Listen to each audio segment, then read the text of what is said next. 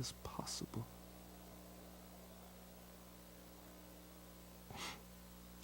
May this cup be taken from me, yet not as I will, but as you will. Then he returned to his disciples and found them sleeping. Couldn't you men keep watch with me for 1 hour? He asked Peter. Yes. Watch and pray so that you will not fall into temptation. The spirit is willing, but the flesh is weak. He went away a second time and prayed. My Father, if it is not possible for this cup to be taken unless I drink it, may your will be done. Then he returned to the disciples and said to them, Are you still sleeping and resting? Look! The hour is near! And the Son of Man is delivered into the hands of sinners. Rise, rise, let us go. Here comes my betrayer. While he was still speaking, Judas, one of the 12, arrived. With him was a large crowd armed with swords and clubs, sent from the chief priests and the elders of the people. Now the betrayer had arranged a signal with them. When I kiss is the man, arrest him. Going at once to Jesus, Judas said, Greetings, Rabbi. and kissed him. Jesus replied, Friend, do what you came for. Then the men stepped forward, seized Jesus, and arrested him. With that, one of Jesus' companions reached for his sword, drew it out, and struck the servant of the high priest, cutting off his ear. Put your sword back in its place. Jesus said to him, For all who draw the sword will die by the sword. Do you think I cannot call on my Father, and he will at once put at my disposal more than 12 legions of angels? But how then would the scriptures be fulfilled that say it must happen in this way? In that hour, Jesus said to the crowd, Am I leading a rebellion, that you have come out with swords and clubs to capture me? Every day I sat in the temple courts teaching, and you did not arrest me. But this has all taken place that the writings of the prophets might be fulfilled. Then all the disciples deserted him and fled. Those who had arrested Jesus took him to Caiaphas the high priest, where the teachers of the law and the elders had assembled. But Peter followed him at a distance, right up to the courtyard of the high priest. He entered and sat down with the guards to see the outcome. The chief priests and the whole Sanhedrin were looking for false evidence against Jesus so that they could put him to death. But they did not find any, though many false witnesses came forward. Finally, 2 came forward and declared, This fellow said, I am able to destroy the temple of God and rebuild it in 3 days. Then the high priest stood up and said to Jesus, Are you not going to answer? What is this testimony that these men are bringing against you? but Jesus remained silent. The high priest said to him, I charge you under oath by the living God. Tell us if you are the Messiah, the Son of God. You have said so. But I say to all of you, from now on you will see the Son of Man sitting at the right hand of the Mighty One and coming on the clouds of heaven. Then the high priest tore his clothes and said, He has spoken blasphemy. Why do we need any more witnesses? Look, now you've heard the blasphemy. What do you think? He is worthy of death. They answered. Then they spit in his face and struck him with their fists.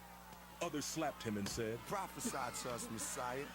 Who hit you? Early in the morning, all the chief priests and the elders of the people came to the decision to put Jesus to death. They bound him, led him away, and handed him over to Pilate the governor. When Judas, who had betrayed him, saw that Jesus was condemned, He was seized with remorse and returned the 30 pieces of silver to the chief priests and the elders. I have sinned. He said, I have betrayed innocent blood. I have sinned. What is that to us? they replied. That's your responsibility. So Judas threw the money into the temple and left. Then he went away and hanged himself.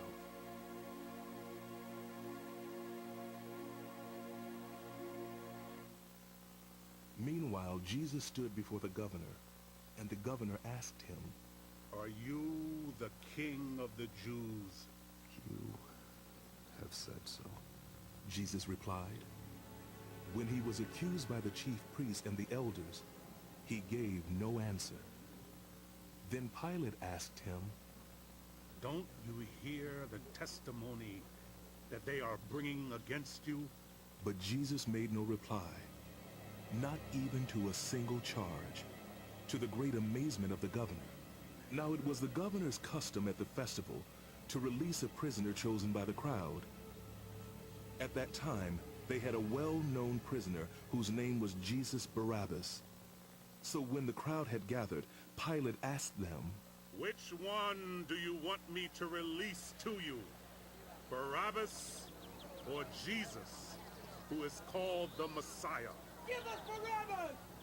For he knew it was out of envy that they had handed Jesus over to him. While Pilate was sitting on the judge's seat, his wife sent him this message. Don't have anything to do with that innocent man, for I have suffered a great deal today in a dream because of him. But the chief priests and the elders persuaded the crowd to ask for Barabbas and to have Jesus executed. Which of the two do you want me to release to you? Asked the governor. They answered. What shall I do then with Jesus, who is called the Messiah? Pilate asked. They all answered. Why? What crime has he committed? Asked Pilate. But they shouted all the louder. When Pilate saw that he was getting nowhere, but that instead an uproar was starting, he took water and washed his hands in front of the crowd. I am innocent of this man's blood. He said. It is your responsibility. All the people answered. Blood is on us and on our children. Then he released Barabbas to them, but he had Jesus flogged and handed him over to be crucified. Then the governor's soldiers took Jesus into the praetorium and gathered the whole company of soldiers around him. They stripped him and put a scarlet robe on him and then twisted together a crown of thorns and set it on his head. They put a staff in his right hand as a scepter. Then they knelt in front of him and mocked him. Hail! Hell! King of the Jews! They said. They spit on him and took the staff and struck him on the head again and again. After they had mocked him, they took off the robe and put his own clothes on him. Then they led him away to crucify him. As they were going out, they met a man from Cyrene named Simon, and they forced him to carry the cross. They came to a place called Golgotha, which means the place of the skull. There they offered Jesus wine to drink, mixed with gall. But after tasting it, he refused to drink it. When they had crucified him, they divided up his clothes by casting lots. And sitting down, they kept watch over him there. Above his head, they placed the written charge against him. This is Jesus, the King of the Jews.